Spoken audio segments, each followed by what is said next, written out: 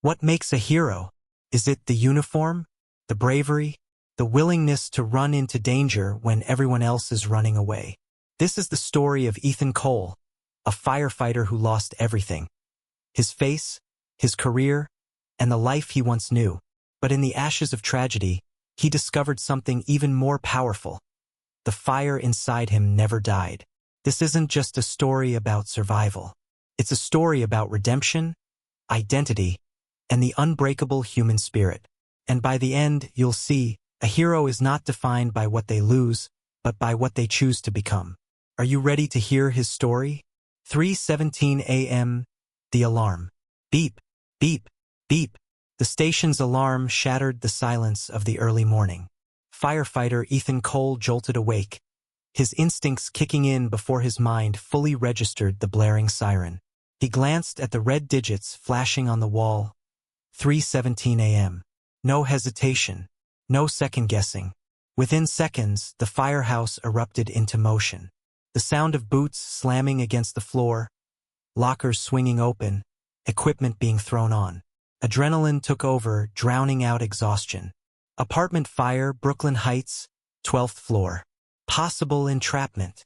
The voice crackled over the station's intercom. Ethan exchanged a glance with his partner and best friend, Mike Ramirez, as they sprinted toward the truck. High-rise fire in Brooklyn Heights?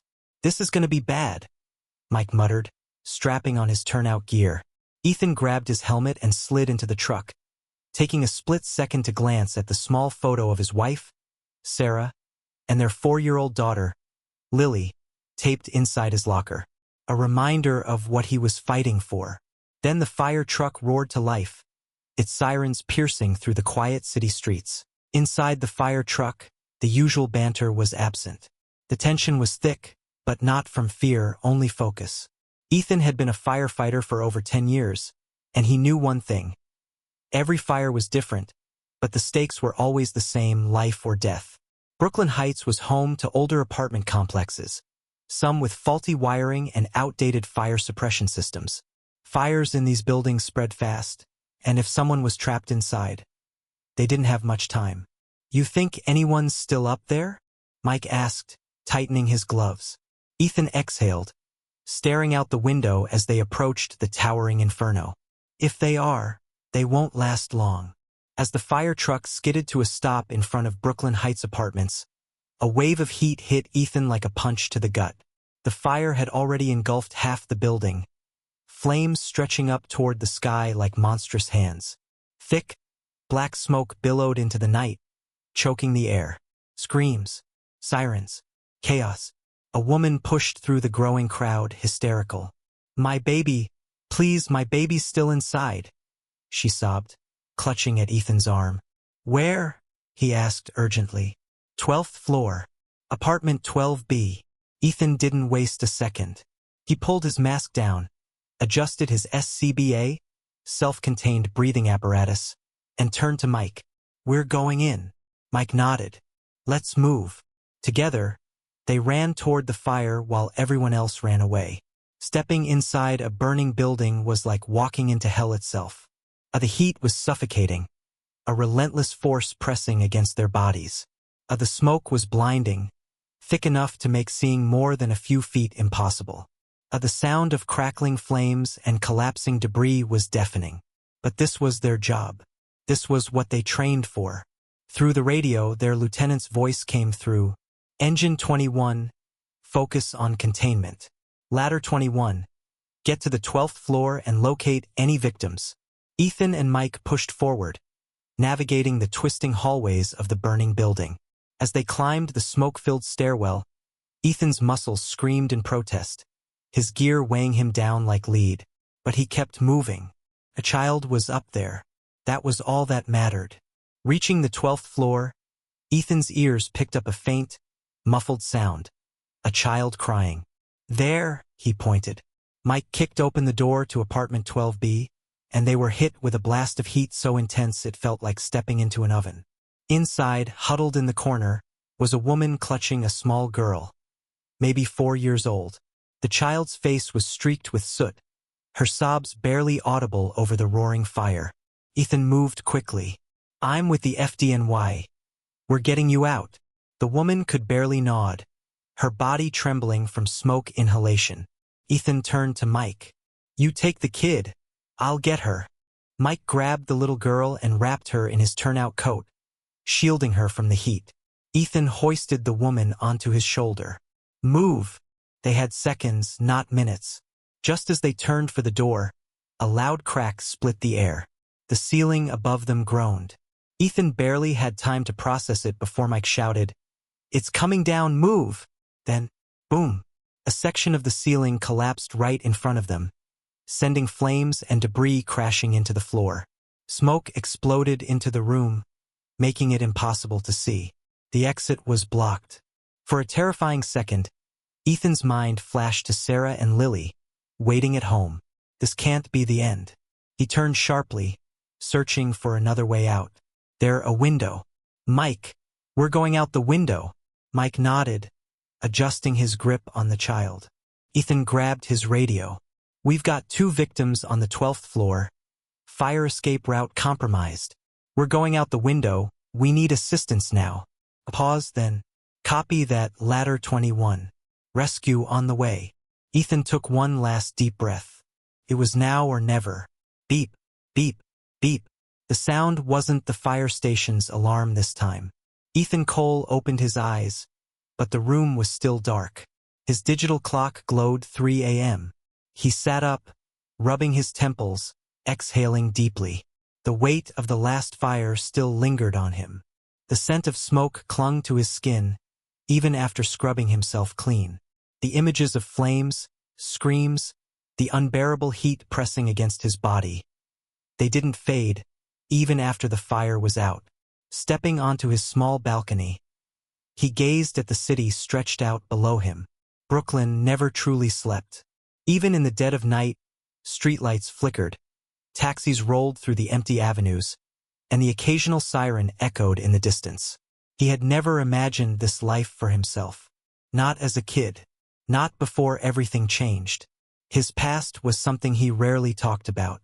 But tonight, as his pulse finally slowed and the adrenaline from the last fire faded, his mind drifted back to where it all began. At 15, Ethan wanted to be an architect. His father, Daniel Cole, was a structural engineer, a man who could look at a blueprint and see not just steel beams and glass panels but a future standing strong against time. Buildings aren't just concrete and steel, son, his dad used to say, tapping a pencil against a drafting table. They hold lives, memories, entire generations inside them. Ethan listened, fascinated. Every night, he would sit by his dad's side, watching him sketch bridges and skyscrapers, dreaming of the day he could design something that would last forever. But dreams are fragile things, and some don't survive reality. One evening, Ethan came home from school and found his mother, Linda, sitting at the kitchen table, her hands gripping a crumpled tissue. His father stood by the door, a suitcase in his hand. Your mother and I, we've decided to separate. The words hit harder than any fire Ethan would ever face. His father wasn't just leaving the house. He was leaving Brooklyn, leaving them. At first, the phone calls were frequent. Weekend visits were promised. But as the months passed, the calls grew shorter, the visits became rare. And one day they stopped altogether. Ethan learned a painful truth that day. Some structures don't collapse from storms or earthquakes. Some fall apart because the people inside them stop holding them up. And just like that, his love for architecture, the dream of building things that lasted, felt pointless. Because if the strongest foundation he had ever known could crack, what was the point? There was one person who filled the silence after his father left. Mr. Thompson. The old man lived across the street, a retired mechanic who spent his days fixing up cars and listening to old blues records. One afternoon, Ethan sat outside, staring blankly at the cracked pavement of his driveway. Mr. Thompson wandered over, handing him a cold Coke without a word. Tough day, kid. Ethan just nodded. Mr. Thompson didn't pry. He never did. He just let Ethan exist in the quiet. And eventually, the boy found himself spending more time in the old man's garage, learning how to fix an engine, change a tire, and listen to the rhythm of a good song. Mr. Thompson never replaced Ethan's dad, but he showed up when Ethan needed him, and sometimes that was enough. The night was hot, humid, still. Ethan was lying in bed, half listening to the muffled music drifting from Mr. Thompson's garage. Then the screaming started. He bolted upright. The smell of burning would hit him before he even opened his door. Running outside, he saw it. Flames consuming Mr. Thompson's house. Neighbors rushed to call 911, but Ethan didn't think. He ran toward the fire. "Mr. Thompson," he yelled, but there was no response. The front door was already half collapsed. The heat was unbearable. He could hear sirens in the distance, but they were too far away. Then, before he could take another step, strong arms yanked him back. "Are you crazy, kid?" A firefighter's voice roared over the chaos. It was the first time Ethan saw them up close. Firefighters in full gear, moving with absolute precision, no hesitation, no fear. And then, just minutes later, one of them walked out of the burning house, carrying Mr. Thompson's lifeless body. Ethan stood frozen as a firefighter placed a hand on his shoulder. "We did everything we could, son. Everything. But it wasn't enough." The next day, Ethan sat outside the garage that no longer belonged to Mr. Thompson, staring at the ashes and charred remains of the house. That's when the realization hit him. He had spent years wanting to build things that lasted forever. But now all he wanted was to protect the people inside them. 2 weeks later, he applied to the New York Fire Academy. If Ethan thought firefighting would be easy, he was dead wrong. The training was brutal. The physical tests pushed him to his limits. The mental strain was worse than anything he had ever experienced. But every time he wanted to quit, he thought of Mr. Thompson's empty garage. He pushed through the exhaustion, the fear, the days where he questioned if he could really do this. Until one day he wasn't questioning anymore. He had become a firefighter. Ethan never expected to find love in the middle of a disaster. But that's exactly how he met Sarah. She was an ER nurse, and their paths first crossed after a massive apartment fire.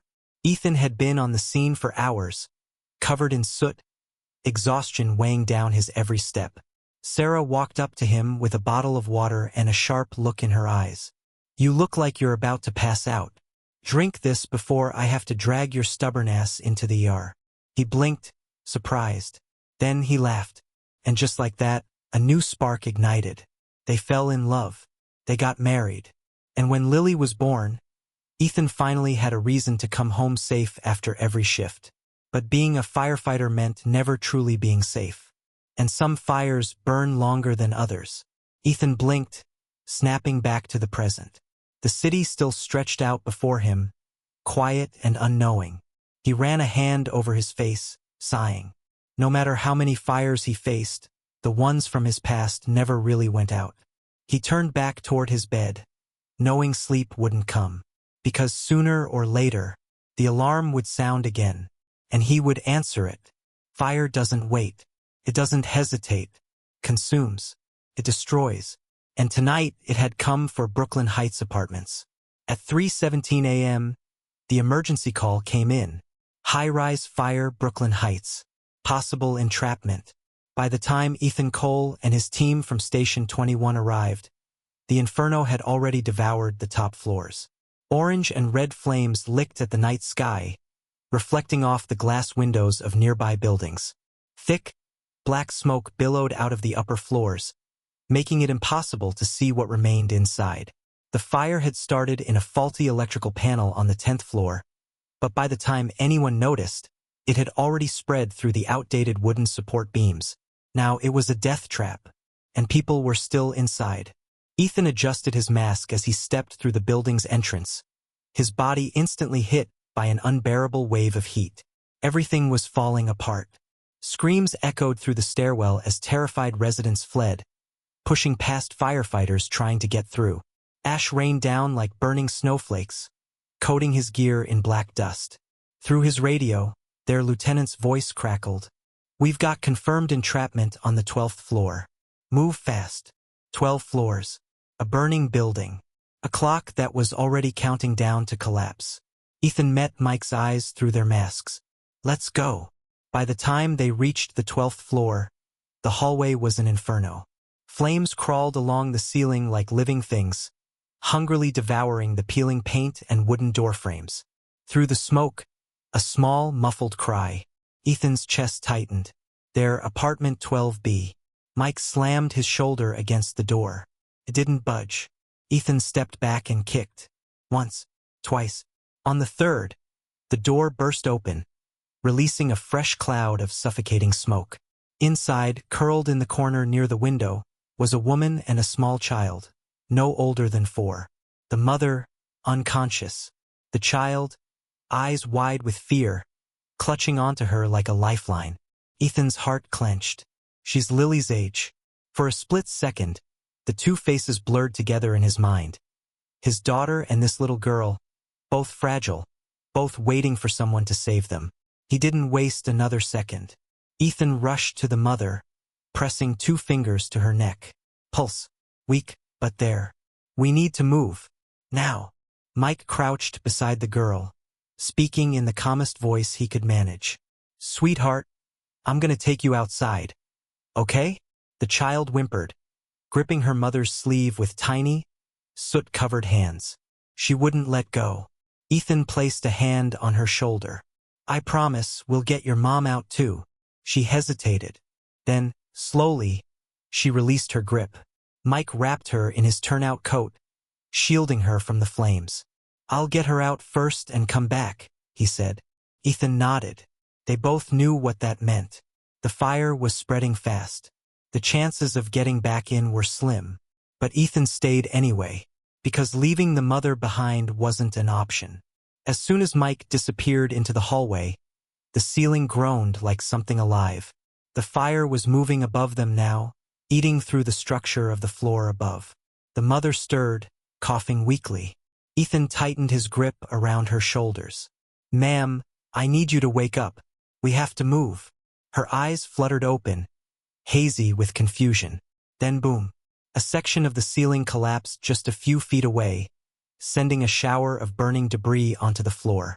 The flames roared louder, as if the fire itself knew he was running out of time.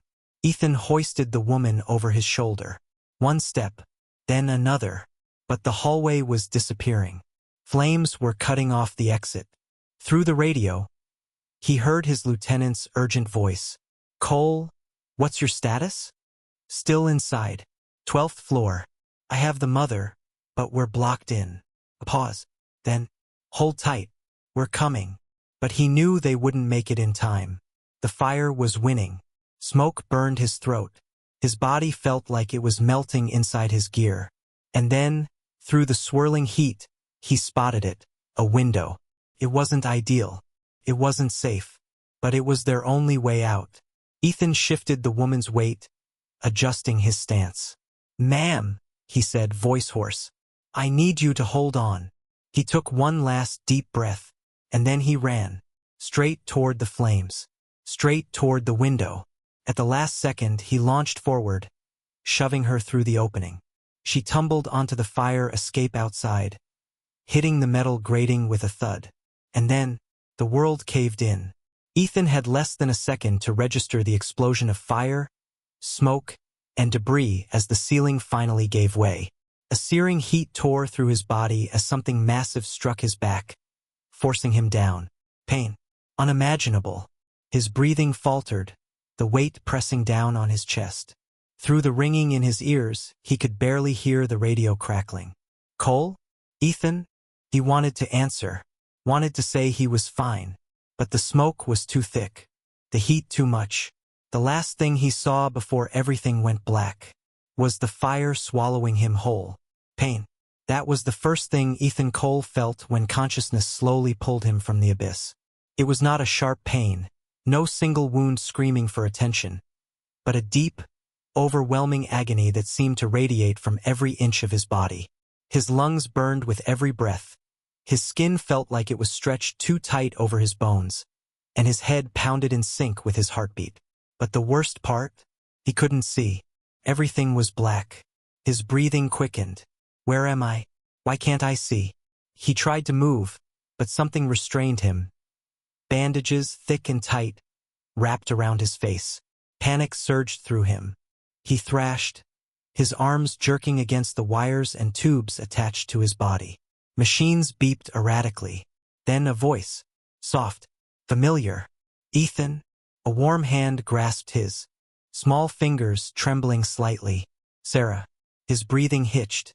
He tried to speak, but his throat was raw, dry, and weak. A sob caught in Sarah's throat, but she steadied herself. "You're in the hospital," she said gently. "You're safe." Safe. The word felt foreign. He tried to respond, but the effort exhausted him. The darkness pressed in, and this time he let it take him. Sarah sat beside her husband's hospital bed, gripping his hand like it was the only thing keeping her grounded. The moment she had received the call every firefighter's wife dreads, her world had cracked. The words "critical condition" had slammed into her like a physical blow. She had barely registered the rushed explanations, the urgent voices, before she was in her car, racing to the hospital. And now here he was, her husband, the father of her child. But not the same man she had kissed goodbye that morning. The bandages covered his entire face, leaving only a small opening for the breathing tubes. His chest rose and fell in shallow movements, each breath a reminder that he was alive. Alive, but at what cost? She wanted to be strong. She needed to be strong. But when he had thrashed awake, his hands searching, his breaths ragged with fear, that nearly broke her. She had to swallow her own sobs just to tell him he was safe. Because the truth was, he wasn't. Dr. Carter entered the room an hour later, clipboard in hand, face carefully composed. "Mrs. Cole," he said softly, nodding at her. Sarah stood, forcing her hands to stay steady. "How bad is it?" The doctor sighed, flipping a page. Ethan sustained severe third-degree burns across most of his face, neck, and upper chest. His hands also suffered extensive burns, but we were able to save mobility in his fingers. Sarah's stomach twisted. "And his vision?" Dr. Carter's eyes darkened. "We won't know for sure until the swelling reduces, but there's a significant chance that he's permanently blind." Sarah felt the ground vanish beneath her. No, not Ethan. Not her Ethan, who lived for the rush of the job, for being out in the field, saving lives. What would this do to him? She forced herself to stay upright. "What now?" she asked, her voice barely above a whisper. Dr. Carter adjusted his glasses. "We're looking at a minimum of 13 reconstructive surgeries. The road ahead will be long, painful." He glanced at Ethan's unconscious form. "He's strong, but he's going to need you to be stronger." Sarah's fingers curled into fists. She had to be. Mike Ramirez sat in the hospital waiting room, elbows on his knees, head in his hands. The smell of antiseptic and coffee filled the air, but he barely registered it. All he could think about was Ethan lying in that burning building. He had gotten the little girl out. He had made it outside, but Ethan had stayed behind. And now this, a burned face, 13 surgeries, a wife and daughter waiting for a man who might never be the same again. Should have been me. Mike clenched his fists. He replayed the moment over and over. If he had been faster, if he had gone back sooner, if he had done something different. Ethan might not be in that bed right now. A heavy sigh from across the room made him look up. Their lieutenant, Captain Williams, was leaning against the wall, watching him. "Thinking about what-ifs?" the older man asked. Mike didn't answer. Williams nodded. "I've been there." Mike's jaw tightened. "Does it ever stop?" The captain didn't sugarcoat it. "No." The following morning, Ethan woke again. The pain was worse, the exhaustion deeper, but this time Sarah was there. And this time, when she spoke, her voice was lighter. "Ethan," she said, squeezing his hand, "there's something you need to hear." His throat was dry, but he managed a weak rasp. "What?" Sarah smiled, a real one. "The mother and little girl you saved? They're alive. They're safe." Ethan felt something shift inside him. He had known, somewhere deep down, that his suffering had to mean something. And now it did. Sarah hesitated. The mother, Hannah, she wants to see you. Ethan swallowed, his burned skin tight against the motion. I don't know if I can. Sarah squeezed his fingers. She just wants to thank you. Ethan exhaled slowly. Maybe, just maybe, that was a reason to keep fighting. Ethan had faced fire, collapsing buildings, suffocating smoke, and the gut-wrenching uncertainty of survival. But nothing compared to this. Lying in the sterile, white operating room, surrounded by masked surgeons and blinking machines, he felt truly powerless for the first time. His body was strapped with 4 lines. A steady beep from the heart monitor filled the air. The coldness of the surgical table seeped into his bones. This was his first of 13 surgeries, and he was terrified. A gloved hand touched his shoulder. Dr. Carter's voice, firm yet reassuring, cut through the hum of the machines. "We're ready, Ethan. We're going to start with skin grafts today. It'll be a long process, but we're with you every step of the way." Ethan swallowed. His throat was dry. "Will I look human again?" he rasped. A beat of silence. Then, "We'll do everything we can." Then the anesthesia kicked in and the world faded to black. Performing surgery on severe burn patients was a battle against the body itself. Every graft had to take. Every reconstructed nerve had to function. The first surgery was the most crucial. They started by removing dead tissue, the burned remnants of what once was his face. Even with Ethan unconscious, his body reacted involuntarily, muscles twitching as the surgeons worked. Then came the grafting. Dr. Carter's team carefully transplanted healthy skin from Ethan's thigh onto his face. The goal wasn't perfection. Not yet. It was survival. The hours stretched into an eternity. Then, finally, the first step was done. Dr. Carter removed his gloves, exhaling. 12 more to go, and each one would be harder than the last. Ethan's first thought upon waking was pain. His body felt like it had been stitched together with fire. Every breath sent a stabbing sensation through his skin. His second thought? He couldn't move his face. Not fully. His lips felt tight, his skin raw. The bandages were still wrapped around his head. But underneath, something felt different. A shadow passed over him. "Sarah, you're awake," she whispered. He tried to respond, but the effort was exhausting. Then he saw the look in her eyes, relief but also something else. Sadness. Hesitation. Like she was preparing herself for the version of him that would never return. And that hurt more than any surgery ever could. The next few weeks were a slow, grueling nightmare. The pain never fully went away. It lingered beneath his skin. A dull reminder that his body wasn't his anymore. His muscles weakened from being bedridden, forcing him to relearn even simple movements. Eating was a struggle. Talking felt foreign. The worst part? The mirrors were covered. He wasn't ready to see, and neither was anyone else. The fourth surgery was supposed to be a breakthrough. They reconstructed part of his lips and eyelids, aiming to give him more mobility. But then the setback. The graft on his left cheek didn't take. His body rejected it. Dr. Carter broke the news carefully, but Ethan could hear the exhaustion in his voice. "We'll try again in a few weeks." Weeks. More waiting. More pain. Ethan clenched his fists. "How do you expect me to keep going?" he growled. "When I don't even know if I'll recognize myself at the end of it."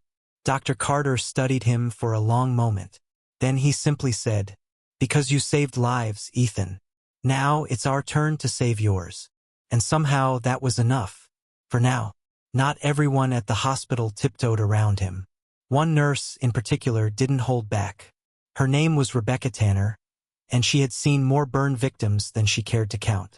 One afternoon, while checking his stitches, she said bluntly, "You know, staring at the ceiling all day won't change anything."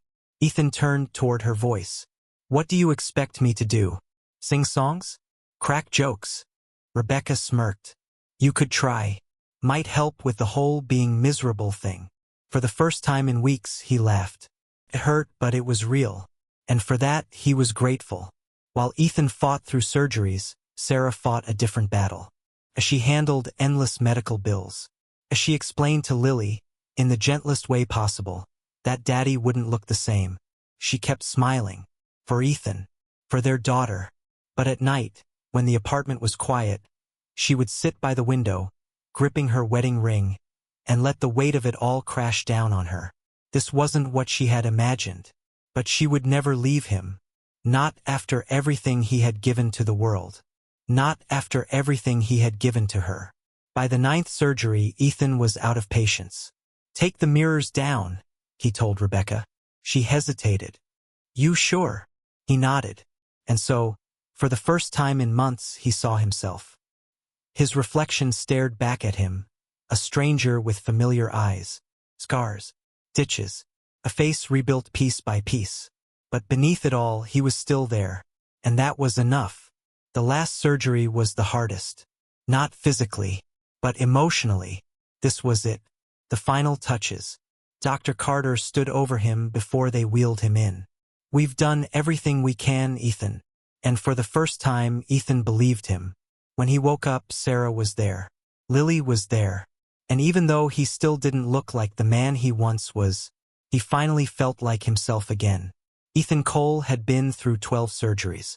12 times he had been put under, his body cut open, stitched back together, molded into something almost human again. Now, he lay on the operating table for the 13th and final time. The room was cold, the fluorescent lights above harsh and unforgiving. Machines beeped steadily around him. A nurse adjusted his while Dr. Carter stood at his side, his expression unreadable. "This is it, Ethan," the surgeon said. "After today, there won't be any more major reconstructions.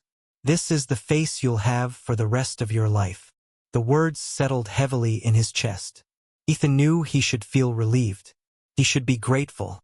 But instead, he felt terrified. Would he recognize himself? Would Sarah? Would Lily? Would he ever feel whole again? Dr. Carter's voice pulled him from his thoughts. "You ready?" Ethan exhaled, long and slow. No, but he nodded anyway, as the anesthesia took hold. His last thought before the darkness swallowed him was a single, silent plea. "Please, let me still be me." Ethan had been in this position before. He had woken up to bandages, to the sterile scent of antiseptic, to the dull throb of healing wounds. But this time was different. This time there was nothing left to wait for. Sarah was beside him when Dr. Carter entered the room. "All right," the doctor said gently. "Let's do this."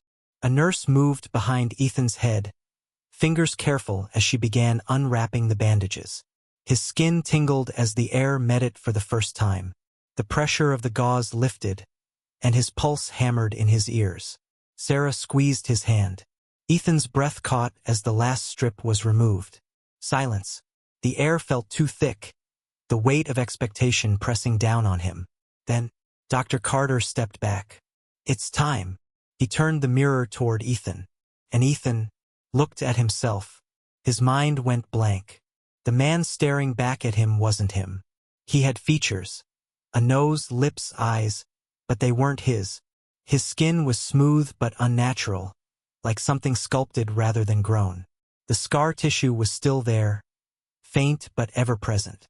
His lips were different, slightly fuller than before.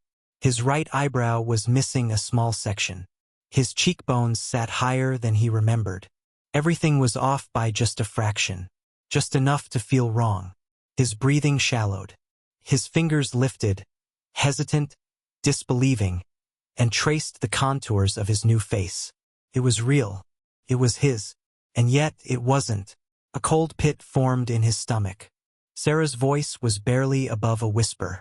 "Ethan?" He tore his gaze away from the mirror and turned to her. Her eyes searched his face, flickering with something he couldn't quite read. Shock? Sadness? Regret? She was trying, God. She was trying to hold it together. He knew she wanted to be strong, to tell him it didn't matter, that he was still the man she loved. But love couldn't erase the look in her eyes. That moment of hesitation. That second where he was no longer the husband she remembered. A lump formed in his throat. "Say something," he murmured. Sarah blinked rapidly, shaking herself. Then she reached out, gently touching his cheek. Her thumb brushed the new skin. "You're here," she whispered. "That's all that matters." And yet, as her hand cupped his face, he could tell she was holding back tears. And for the first time since the fire, Ethan wanted to disappear. The next visitor was the one he feared most. Lily. Ethan had prepared for the worst. Children didn't know how to mask their emotions like adults did. If she was afraid, if she recoiled, he didn't know if he could handle it. He was sitting up in bed when Sarah brought her in. Lily was small for her age, her blonde hair tied in a messy ponytail, clutching her stuffed bunny in one hand. She hesitated at the door. Sarah knelt beside her. "It's okay, sweetheart. Daddy's been through a lot, but he's still Daddy." Ethan couldn't breathe. His daughter looked at him. For a long moment, she said nothing. Then, she climbed up onto the bed and placed her tiny hands on his face. Her fingers traced his new jawline, brushing over the unfamiliar angles. And then, with all the simplicity of a child, she tilted her head and said, "Did it hurt?" Ethan choked on a laugh. He felt something break inside of him, something heavy and unbearable, something he had been holding on to for too long. Tears burned in his eyes as he whispered, "Yeah, baby, it hurt." Lily's face scrunched up in thought. Then she smiled. "Well, you look kind of funny now." Ethan barked out a laugh, a real one that shook his shoulders. It hurt, but for the first time, felt good. Lily crawled into his lap and rested her head against his chest, completely unfazed. She didn't care what he looked like. She just wanted her dad. And for the first time since the fire, Ethan felt like maybe, just maybe, he could be that again. That night, Ethan sat alone in the hospital room. The lights were dimmed, the hallways silent except for the occasional beep of monitors. He looked at the mirror again, not to study, not to analyze, just to face himself.